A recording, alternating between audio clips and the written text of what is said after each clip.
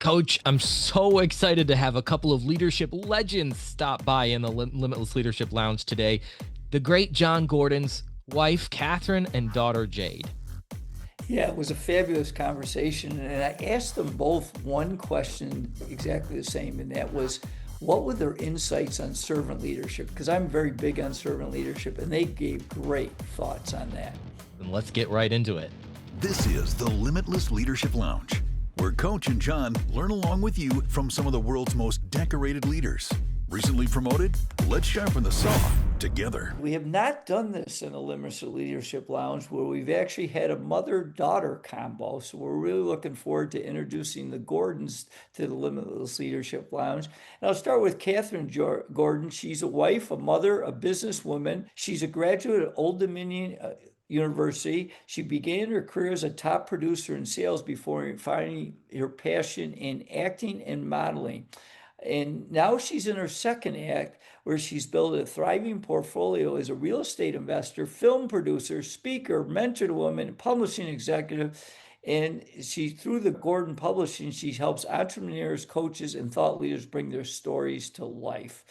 Jade Gordon, Kathryn's daughter, knows the power of positive leadership principles better than anyone is John Gordon's daughter. She was raised on them and knows the impact they can have. That's why she's on a mission to develop positive leaders and to build great teams as a keynote speaker and a workshop leader for the John Gordon companies. Jade is a graduate of Clemson University. Without further ado, I would like to welcome both mother and daughter, Kathryn and Jade Gordon, to the Limitless Leadership Lounge. Thank you for having us, Jim and John.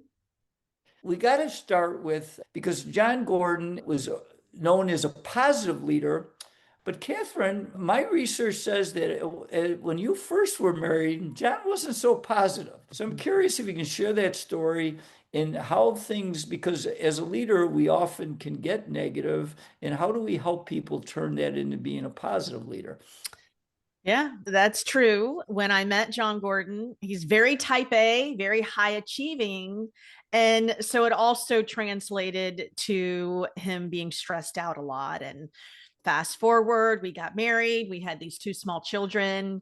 We had a business that he was responsible for our livelihood. And he was negative and miserable and really blaming us for his unhappiness. And I talk about this. We wrote a book called Relationship Grit, and we talk about this in the book, that it really came to a point where I just finally said, you know what?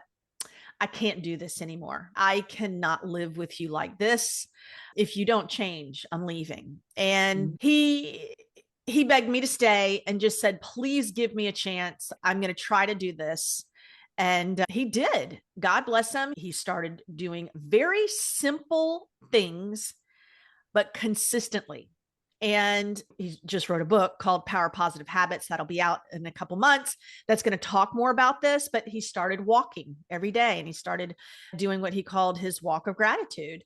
He changed the way he was eating, to be honest, but also just really taking a pause before he walked into our home to be prepared for us. And so slowly but surely he did change, and I saw the change. And listen, marriage, it's never perfect, and we've definitely had our ups and downs, but each up is better and the low is not so bad. And he's really turned it around, and is why he is the leader on mindset, positivity, and leadership. Yeah. And that's why he's doing what he's doing now. And of course, Jade's followed right in his footsteps. Yeah. And Jade, actually is a question for you, because in leadership seems to be a badge of honor to be busy, to be grumpy, to be not be able to be bothered by anybody, right? This sort of negative mindset. What attracted you so much to the idea of positive leadership? So, being completely honest, growing up with John Gordon, I was like, I want nothing to do with this positivity. When you're a teenager, you want to complain. You want to just be able to be a teenager. But he was always saying your positivity has to be greater than all the challenges and the negativity that you face. And so growing up, I wanted nothing to do with it. And then as I got older, I graduated from Clemson, moved out to LA, and was working at a world famous restaurant. And it was such a toxic environment. I realized that subconsciously I was starting to implement the principles that my dad basically had instilled in me my whole life. And there was almost this aha moment where it was like accepting the fact that my dad was smart and he was right, and that it wasn't just about leadership, because I had managers that were telling us what to do and making the restaurant work the way that it needed to work, but it was never positive. It was always negative, always toxic. And so everybody was miserable. And we were taking it out on each other. And so I really took the initiative to start implementing those principles. And once I was seeing how simple and easy they were and how they were working and changing the environment from the inside out, making people more positive, wanting to come to work, creating better relationships within our teams, it made me realize that anybody can be a leader, but being a positive leader is the difference of the culture, the impact that you're bringing to the people around you. If you're uplifting them, are they coming in and excited to be at work, or are they negative because of the culture that you've created as this leader who's not focusing on positivity? So just seeing the experience of living these principles and seeing the way it's changed other people, realizing that positivity is the competitive advantage. I got to ask you this because I did follow my dad's footsteps, but mine was more intentional. I wanted to be a high school basketball coach, and I ended up being one for over 3 decades. And my dad was my high school coach. But it doesn't sound like that was completely your journey, in the sense that you were not thinking of following with being a speaker. When did that change for you, and why? I'm very similar to my mother, where I could talk to a wall. I've never met a stranger. I love people. But there was this concept of thinking about being up on stage and speaking to people that really scared me, to where I think that's the huge part of the fear that held me back. Of I don't want to be a speaker. It's intimidating. And then also there was a level of imposter syndrome, where I was like, this is something my dad does. I don't want to be that person that people are comparing us. Oh, and people are saying, oh, she's just trying to be like her dad. So I was really allowing that fear to hold me back. And it was one day when I was at that restaurant that I was working at, and I just remember being so lost, where I was like, okay, God, what is my purpose? What am I here to do? And I met a woman who they were in the restaurant, and they had really bad service. And I was having this conversation with them, and they're from North Carolina. And I said, I went to Clemson in South Carolina. And she said, what are you doing all the way out here? And I was like, I don't know. I'm just trying to figure out. I'm just trying to figure it out. I don't know. And she was like, can I pray for you? And I said, yes, please. I'd love that. So there's this woman who I've never met before in my life, who just starts praying over me and saying, God, I know this fear is she's allowing this fear to hold her back from what you've called her to do. I pray she steps into her passion, her purpose, and her calling. And she turns to me and she says, I see you going all around the country speaking and impacting people. She didn't know who my dad was, what he did, Wow. nothing. And so in that moment, I still really allowed that fear to hold me back, to where I was like, I don't know. But then there was this thought where I was like, you know what? I'm already implementing the principles here. My dad is one person. He can't do this alone. God is using this woman to tell me to stop letting the fear to hold me back, so that I can do this work to impact people and share it with other people that may not know the principles, the tools. Because lots of times we tell people, okay, go be a leader, but we don't tell them how to do it, and we don't give them the tools to do it. So in that moment, it was like, okay, God, you're calling me to do this. I'm going to be obedient and I'm going to step into it. And it was just from that moment on, really realizing that this is what I've been called to do. We can never underestimate the power of prayer. And in that moment, it transformed everything for you, Jade. That's an amazing story. One of the first things, because the Energy Bus, for one thing, is a life-changing book. When I first got that book, I'm looking at the cover, I'm going, all right, this guy, John Gordon, he spells his name right. Not many Johns in the world do that. So that was the first thing that I was like, all right, I'm sold on him. Yeah. But no, then you start reading the book. It's for people who, like me, who don't love to read. It's approachable. It's an easy book to read, but the powerful message inside of it. And one of the things I took away from that book is how important it is to have the right team around you. Kathryn, now what you do with Gordon Publishing and throughout your entire career, tell us the importance of bringing the right members onto the team. And then, as the great, like Jim Collins says, getting the right seats on the bus. First, I just want to say, you were talking about John's books, and one of the things early on, that he got a little bit of feedback from was actually, I think it was his brother, is that the book was too simple. But that is exactly what he wanted it to be, because he wanted a book that anybody could read, no matter where they were on the reading scale, and simple and impactful. So I love that you notice that and you acknowledge that. Like, that is what it is in terms of being around people that lift you up. So this is a really interesting thing that I'm finding. And of course, we do need to surround ourselves with people who lift us up. But as I started Goehring Publishing, and I have been interviewing people who want to write a book, I started gathering really their objections, what they are. And it's not what you think it would be. It's really as simple as, who am I to write a book? Nobody would want to read what I have to write. And I realize, even with my authors, as they're going through the process of writing their story or writing the book that they want to get out into the world, is having people around them that believe in them, that lift them up. And so I think wherever you are and whatever you're doing, what do they say? You are the sum of the 5 people you hang around. And so listen, if you're around people who smoke cigarettes, you're probably going to smoke, right? So it's about putting yourself out there and being in groups of people and surrounding yourself around people who are going to lift you up. And I think, to add to that, we have a mission statement at the John Goehring Company. So anytime we're hiring anybody, and all the people that we currently have on our team, they're not just there because it's a job. They truly believe in the mission of making an impact in every school, business, organization. And because of that, they fight for things and they lift each other up, and we're all talking. We have calls every Monday. And so we're always talking about ways we can get better and ways we can help each other. And we always talk about, like in our workshops, and my dad has a book, The Power of Positive Team, like the team is the star. And sometimes you're not the star, but the team is always the star. So how are we contributing and helping the team to be successful and to continue to achieve the mission? Because we say a lot of places, teams, organizations, they have a mission statement, but not a lot of organizations are on a mission. And that's what we are. And so I think bringing those people along just helps us to be successful in making an impact. Yeah, I got to add, Jade, that's very powerful, because the book that changed my life, although I've read a lot of John's books, it was 7 Habits of Highly Effective People. When I got clarity of my personal mission, and it helped me become a much better leader of myself, which led to others. And then we developed a team mission statement where we can develop winners on and off the court. And it was my job to be the chief reminding officer of what winning looks on the court and off the court. Kathryn, I'm going to change gears a little bit, though, because I'm really curious, because we're trying to help young and emerging leaders, and you've done a lot of different things.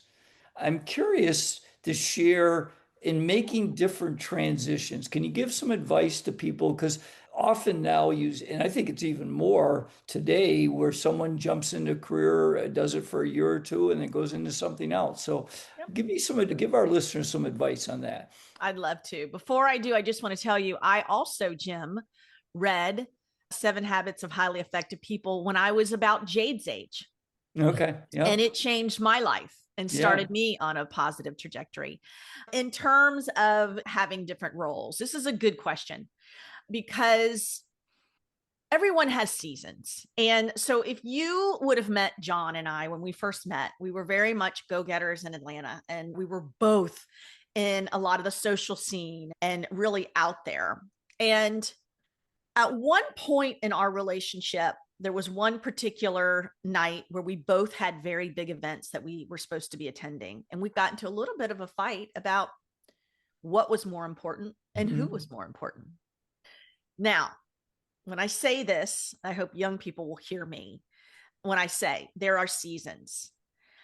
If somebody had ever told me that I would have stepped aside doing what I was doing to get behind my husband, or a man, I would have told you that's never happening. I grew up watching my mother not really have the power that she needed to take care of herself. And I always said I'd never do that. However, God has a funny sense of humor, and I get with this man. And then I realized it was like a God hit that I needed to, in this season, stand beside him and help lift him up. And that was really my mission early on in his career, is for me to do that with him. And then there came a time when I was ready to step out there. And then John Gordon supported me, and I started my podcast and I wrote my book. So it's really like an ebb and flow, and it's about having that love and support for each other. There's just different times to do, what you need to do. And sometimes your mission is about supporting someone else. And so pay attention to that. And that doesn't mean you playing small so someone else can be big. It's about having that emotional maturity and foresight to see what season you're in. Yeah. And psychologically, I can imagine that's so difficult to feel during that season anyway, like you're in somebody's shadow, right? You're John Gordon's wife, or you're John Gordon's daughter. Yep. What's that like? How do you deal with that? The first thing that I always say on the flip side of this, though, John, is one of the things that John did right when I was in that season of supporting him. And so this is what I tell couples when it's in my book, Relationship Grit. But whichever one you are, if you're the one that's helping the other one get to where they need to go, make sure you are not saying negative things or cutting them down. If you're in a relationship and you're the one that's staying home, and your spouse or partner says to you, you're not making the money, it's not your money, those are huge no-nos. And that's the one thing I give John Gordon. He never, ever said that to me. He never made me think that what I was doing was not important. Like, he would say to me, right now, your job is raising champions. And my kids, I'm telling you what, my kids were so high energy, and they were in all the sports, and then they had food allergies. It was a hard time for me. I'm telling you, John was traveling all over, but I knew that was my role, and I knew that it was a season. And when you have that kind of a mutual understanding, I guess is what I'm saying, your time comes, like all of our time comes. So it's really about supporting each other. I hope I answered that right, John. Absolutely. Yeah. It sounds part of relationships. A big part of relationships is that mutual support, and not necessarily taking how the world looks at you, but recognizing that job that you had when raising your children is probably harder than John's job traveling the world. Yeah. There's a whole story. And again, that's in the book, because at one point now we did reach this period where it was a lot. My son was playing tennis tournaments all over the state of Florida. Jade had lacrosse tournaments from Atlanta. She was failing in math. It was this whole thing. And I get on the phone because and it was like time for them to start recruiting for lacrosse. It was big time. And I'll never forget being on the phone with John. And I'm like, John, I can't do this. You've got to come home. And he said this, and by the way, just so you know, he's been paying for it ever since. It's okay. He says, oh, okay, I'll come home and do your job for you. And I have to be honest with you, I was so beaten down at that point and so tired that I literally just said into the phone, okay. And so he stopped doing a lot of his speaking engagements. He came home, and he started taking Jade to practice and he was having a ball. And I can tell he's looking over at me like, but I knew it wasn't the act of what he was doing. It was the monotony and the grind and the personalities. I had a son that the minute we were running late, he would slow down. And my blood pressure would rise. And I know Jade's going to say something about that. You can say it in a minute, Jade. I'm notoriously late, by the way. And Jade Gordon is very particular about if she's not early, she's late. And I tell her that it's a gift from me. So tying this back to leadership, because this is about leadership. Basically, when my dad had said that to her, we do this thing every year where we pick a word. And so we wrote the book with Jimmy Page very well, one word that will change your life. And so every year we would pick a word, and his word that year was serve. And so when he came home and was helping, because I was struggling, my brother was struggling, my mom was struggling, he realized that he needed to put aside what he was doing, because again, his mission and his purpose was going to make an impact. And he realized, okay, for a second, in this season, I need to put that aside a little bit and I need to serve my family and I need to help build them up and coach them and just help any way that I can. And so he was doing things where, and I'll never forget, this is, people ask me, what's it like growing up with the positive guy? And there was things that annoyed me, right? But there was things that really showed me that when your mission is to serve and make an impact, every action you make is defined by your desire to do that, to serve. And so, because I had food allergies, when he was in town, he would literally drive an hour to a place where I could eat. Because my team, you would know for high school basketball games, you get food catered in. It's usually subs, it's usually pizza, it's whatever is easiest. And I couldn't eat any of that stuff. And so he would drive an hour to pick up food that I could eat and drive it to meet me at my game just so that I would have food before my games. And then he would watch the game, and then the next day he would fly out and go impact somebody. But he was home for every single one of my games. He never complained. He said, I want to serve you. I know you can't eat this food. I want you to be your best. I want you to be able to play and be fueled. And this is something that I am willing to do because I love you and because I want you to be your best. And so even just that being in high school, while I didn't fully appreciate it at the time, now as an adult, teaching people about servant leadership, that even if you don't feel like it, even if some days you wake up and you're like, I don't want to do a single thing, I don't want to help anybody because I need to help myself. It's that service and sacrifice of commitment, of showing up for the people that you love and care about.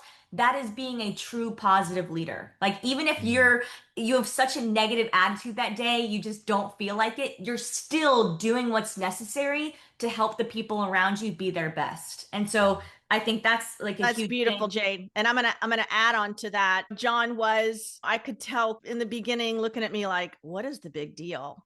And he ended up having a very big respect for what I was doing, because like I said, it was the daily grind. It was the driving across. Of course, he loved it.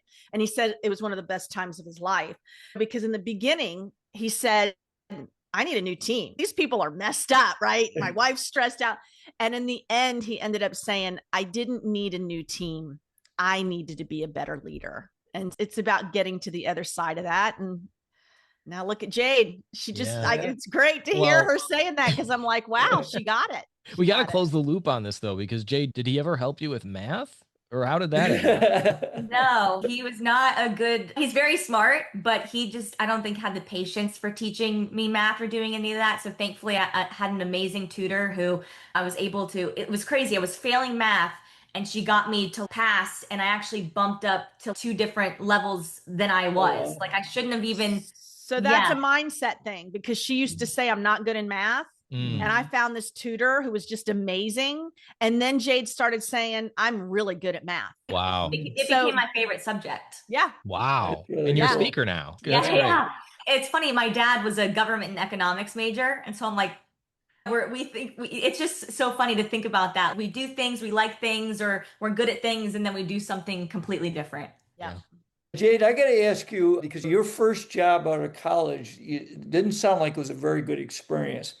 And now you speak about positive leadership. So I want you to zero down and share one real negative leadership that you learned from that restaurant, and then flip it and share one real positive idea that you would teach a young leader to be more effective.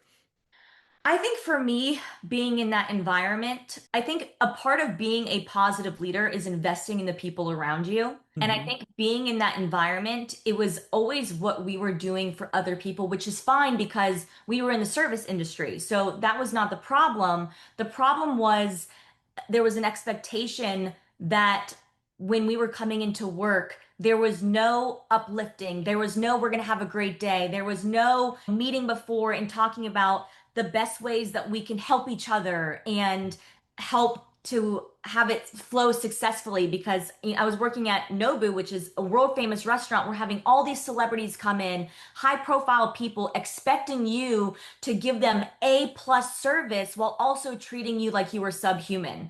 So I think it would have gone a long way, and we would have had such a better culture and environment and people wanting to come into work if our managers and the people that were at the top were truly investing in us and creating an environment and creating a culture that was positive. And I also think something of being a leader is we think only the people, those managers, the people with the titles are the only people that can create the culture. But what we've learned and what we teach in being a positive leader is every single person contributes to the culture. And so I think if they would have had conversations with us of what do we want our culture to look like? What am I doing or what are you doing to help to foster this great culture, the relationships, so that we're producing this great result, or we're producing great service, or we're just doing whatever we need to do to succeed that day. And so I think being in that environment, it really showed me the importance of just investing in the people around you, investing in your teammates, because like I was a hostess. And so the bussers who were cleaning off the tables and had to get the next reservation sat, otherwise those people were complaining because they needed to be seated right away because they're famous and all this kind of stuff. It got to the point where I realized these people are not going to implement this stuff. The managers aren't. I have to be the one who steps up and does that. And so I would tell the bussers as a hostess, it wasn't my job to clean off the tables or to reset them, but I was doing it anyway to show that servant leadership.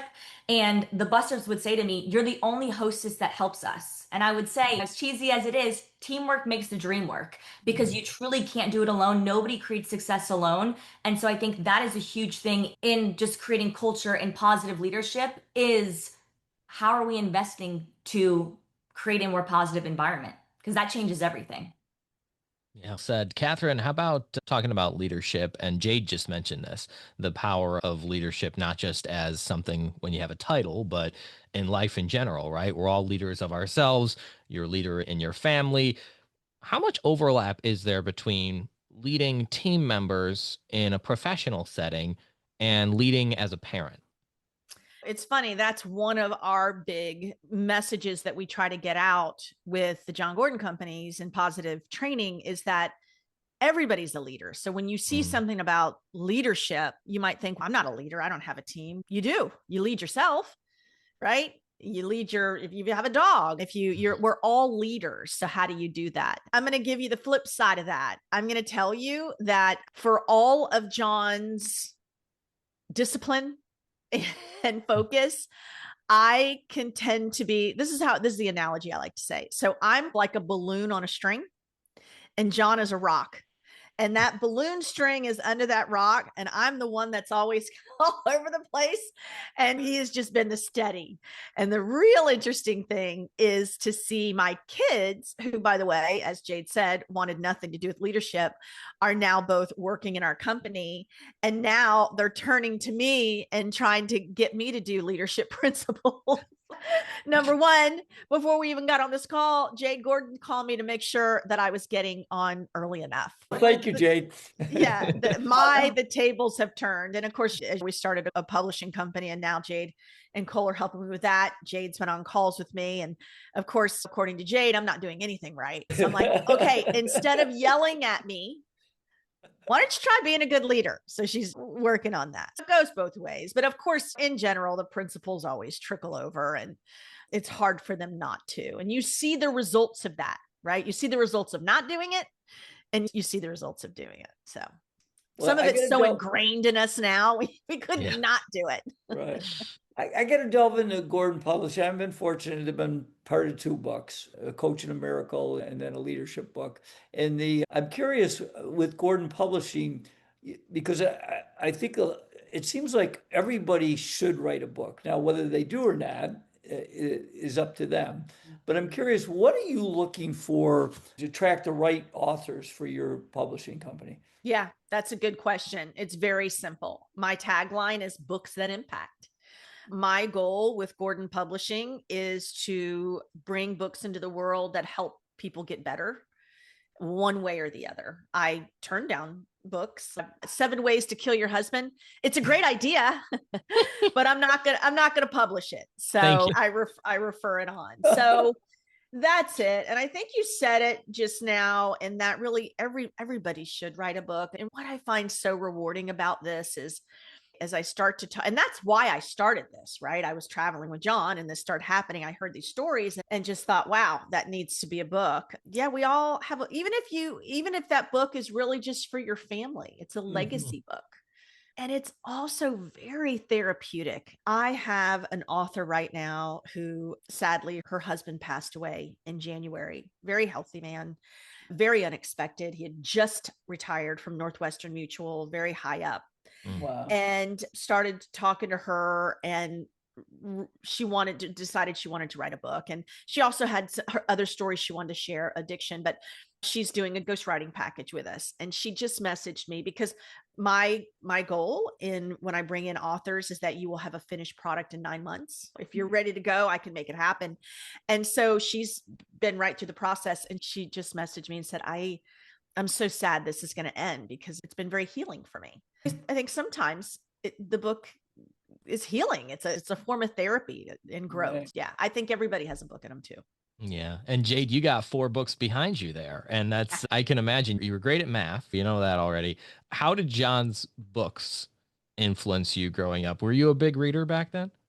So it's funny, growing up, my dad would pay us to read his books. Never wanted to. Yep. He said, I'll give you $20 to read The Energy Bus. And we were like, okay. Growing up, most of his books that I read, I got paid to read them. And it's funny, now that I work with him, it's crazy because I always feel like he has a new book coming out. It's always, oh yeah, this book's coming out in 3 months. This book's coming out in 6 months. And can you read this manuscript for me and all this different stuff? And now I have to read the books. Otherwise I'll get fired because this is my job. So we laugh about it. It's like he used to pay me to read them. And now if I don't read them, I don't have a job, which obviously we joke about because I would love to read them no matter what. Like his most recent book before the one that's about to come out, The One Truth, it truly changed my life. And reading it, I didn't want to admit that because while I do this work and when I turned 24, I think my brain fully developed or something to where I was like, my dad's kind of smart. Like there's something to this. But when I read The One Truth, I'm like, I didn't want to admit it, but this book is changing people's lives. It changed my life. And so I think that the books, while I read them and they were super helpful, and as a lot of them are fables and stories, and so they're easy to read, I think more than anything, what really has helped me and instilled these principles into me is just seeing my dad live them. Because if he wasn't living out these principles, and if he was the guy who was telling everybody to be positive and telling everybody to be leaders, but wasn't really doing it at home, I would say this is all fake. I don't want any part of this. But because I saw him live it out and turn from that negative person to the positive person, I know these principles work. And I feel like at this point, they're like ingrained in my DNA. So while the books are awesome and I always love reading them and the new ones are always so great, it's seeing him live it out every single day. And then me also putting those into practice that have now become mindset practices for me that I now subconsciously do without even realizing it because it's now just who I am.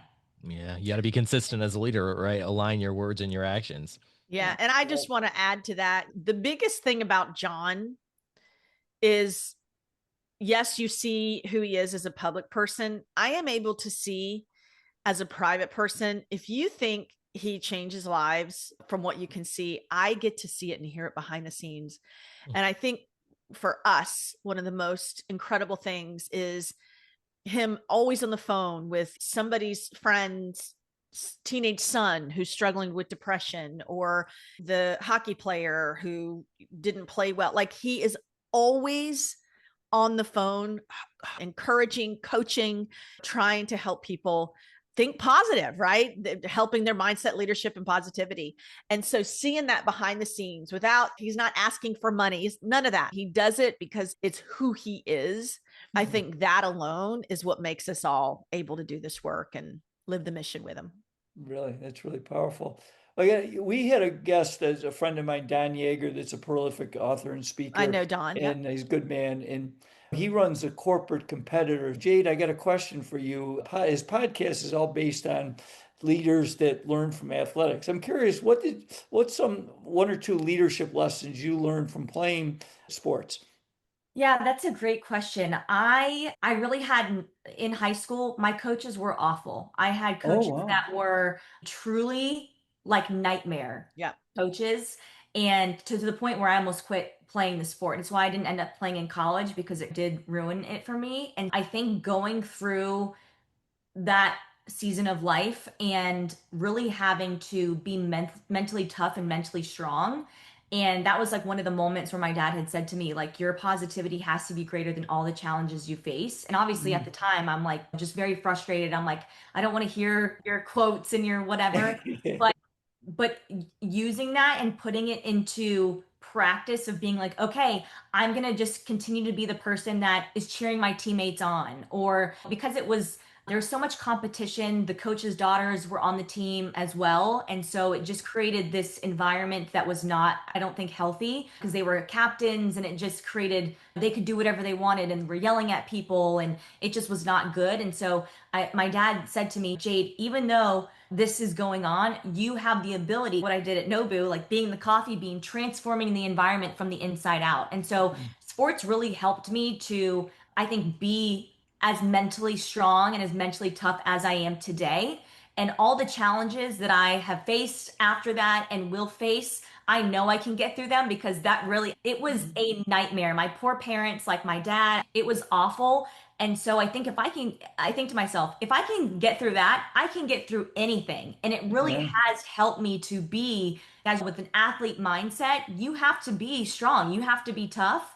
And I think that's something that only athletes really understand, but you can still do those things not being an athlete. You just have to learn the principles, what we teach. And I think it helped me to appreciate also the things that my dad teaches. And then the other thing that sports taught me was just the aspect of team. You can't, like I said earlier, you cannot create success alone. Everybody needs a team to be successful. And so I really realized that I had to invest in my team. And so when I was a senior, I was taking the freshmen out to lunch, getting to know them, saying, how can I help you? How can I help you assimilate to the team? And what do you need from me as an upperclassman to help you feel like you're a part of this team? And we can go practice week outside of school, we do whatever. And so I would drive some of the players to practice. I was doing all these things of really trying to implement that servant leadership while connecting and just really building and helping to coach the younger generation. And I think that's why now I'm 27, I'll be 28 this year. I have such a heart for the younger generation, because I think about me at that age and even the people that I was mentoring, and they need this stuff more. Like, if you implement it at that age, it'll help carry you for the rest of your life. And so I think those two things, playing sports, really helped to shape me into the person I am today, but also to help athletes that are struggling with things and to stay positive and to get through those challenges, because it's crucial, and it really is what defines who you are when you're going through adversity. Wow. I got to say, Jade, I'm 27 too. And so 98 babies unite, right? Yeah. And this is the age where a lot of people our age are starting to get promotions. They're starting to have children.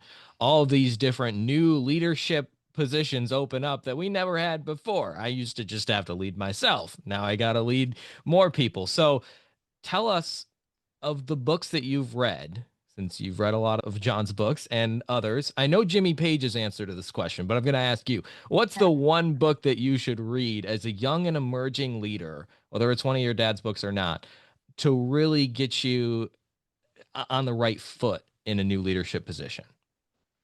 I think I would probably say the same thing my dad would say.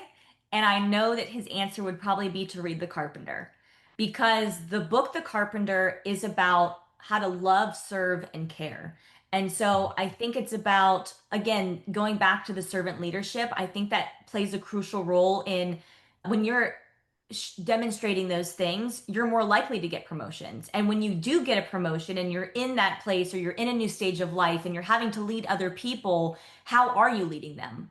And something we ask people when we do workshops is, what does it feel like to be led by you? And so when you ask people, and why do you lead? Why are you in the position that you are? And so when you get people to really think, okay, what does it feel like to be led by me? you almost get them to internally think about how to change maybe their leadership to be more positive.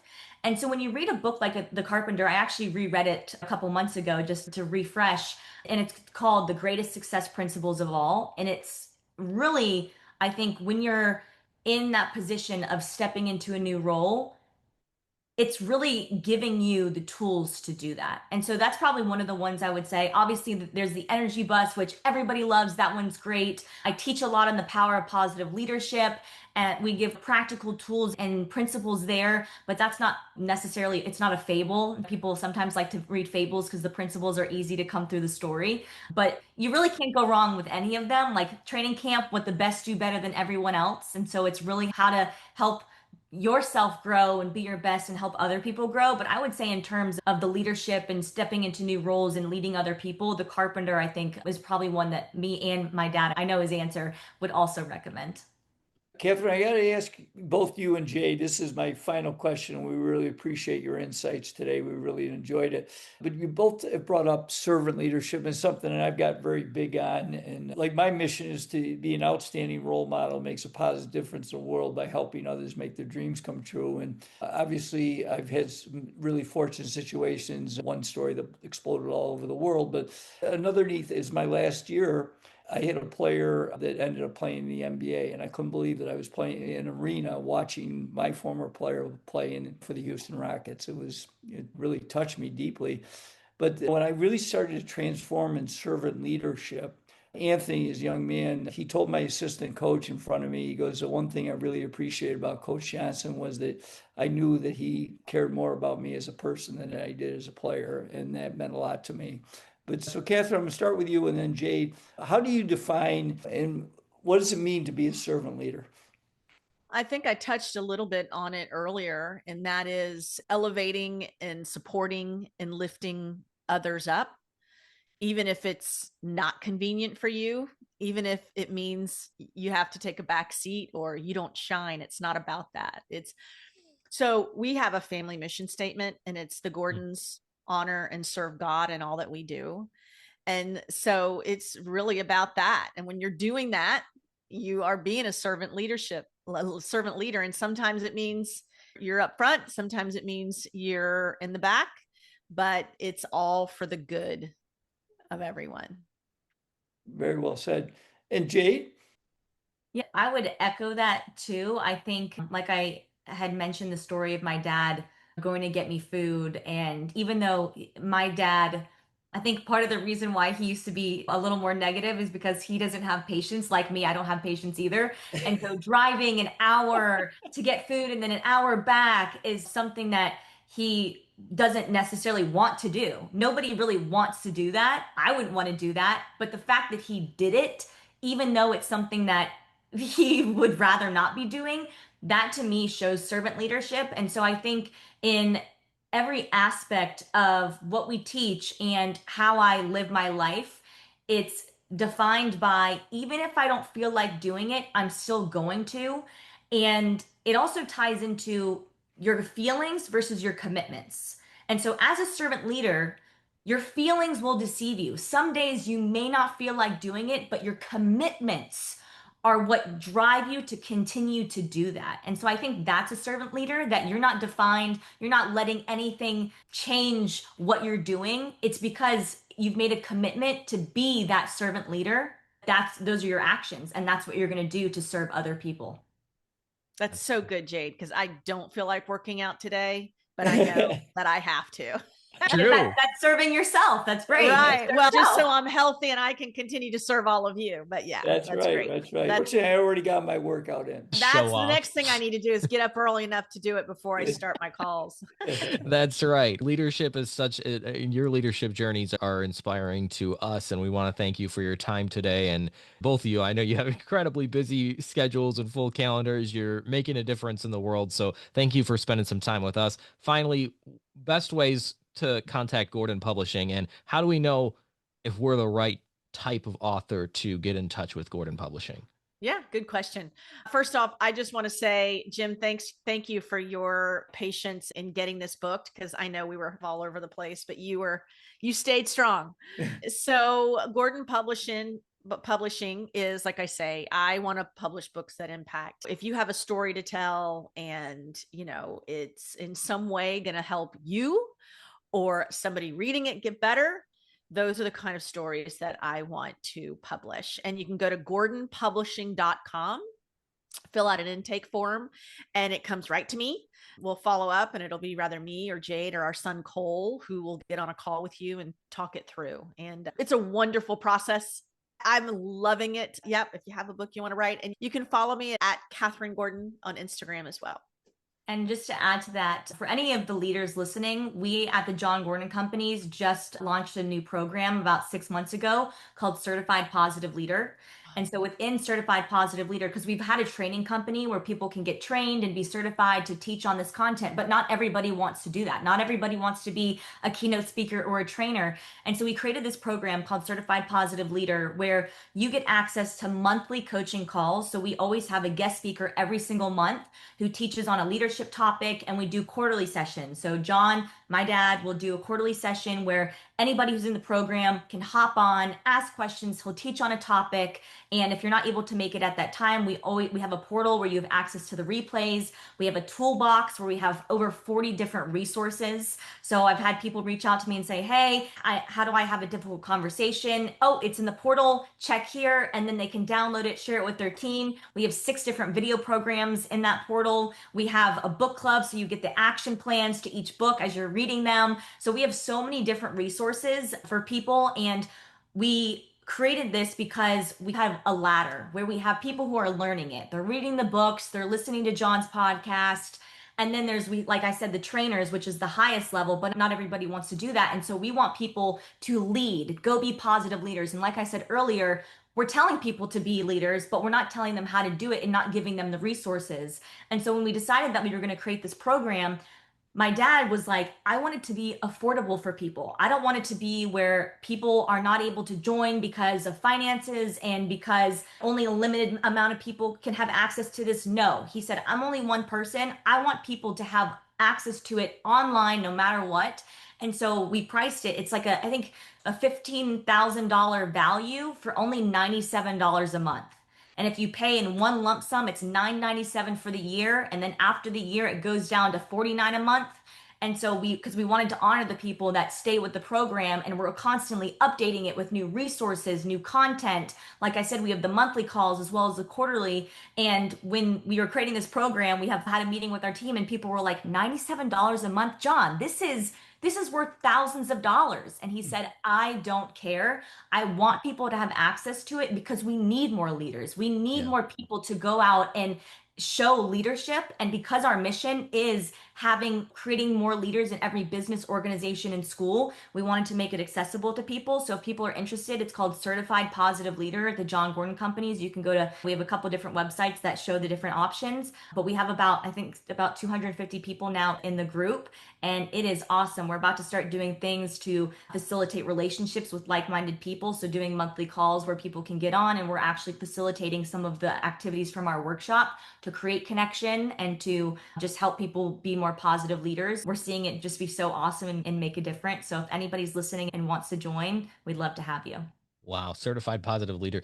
That's what you just heard today is from 2 of the top leadership minds, and like the top leadership family in the world. Can we say that? The Gordons are the top leadership family in the entire world. And I know that our podcast, the Limitless Leadership Lounge, 5 years in here, has been influenced over the course. We just had Jimmy Page on, right? It was another Gordon contact. So we're really impressed with the work that you do. Can't thank you enough for your time today to come on and talk. Kathryn Gordon, Jade Gordon, the first mother-daughter duo ever featured on the Limitless Leadership Lounge, and definitely delivered. Thank you both. Thank you for having us. And we didn't even fight. Oh my gosh.